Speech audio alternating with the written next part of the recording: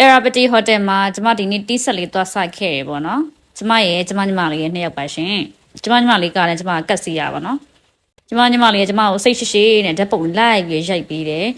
ဒါပေမဲ့အခုချိန်ဒီဓာတ်ပုံလေးကူးလို့မရသေးပါဘူးရှင်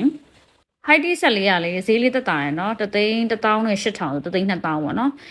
ကျမကျတော့ဘတ်ဒေးအတွက်သွားရိုက်တာဖြစ်တဲ့အတွက်ကြောင့်မလို့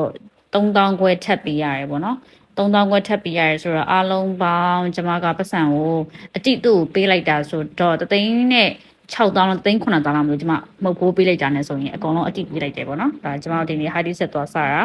တန်ပါရရှင်အဲထဲမှာဓာတ်ပုံရိုက်ရတာနဲ့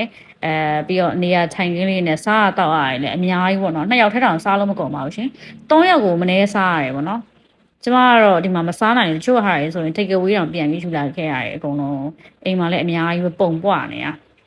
စကားမဆက်တော့ကျမအခုဝတ်ထားတဲ့အင်ဂျင်လေးလည်းပြန်ရောက်မယ်ရှင်တို့ resale လေးလုပ်မယ်ပေါ့နော်လိုချင်တဲ့လူရှင်ကျမစီမှာပြန်လာယူပါအရန်လာတယ်ကျမနေကတော့တိတ်မလိုက်ဘူးပေါ့နော်ရှင်ဦးနဲ့ဆိုရင်တော့လှမှာပါ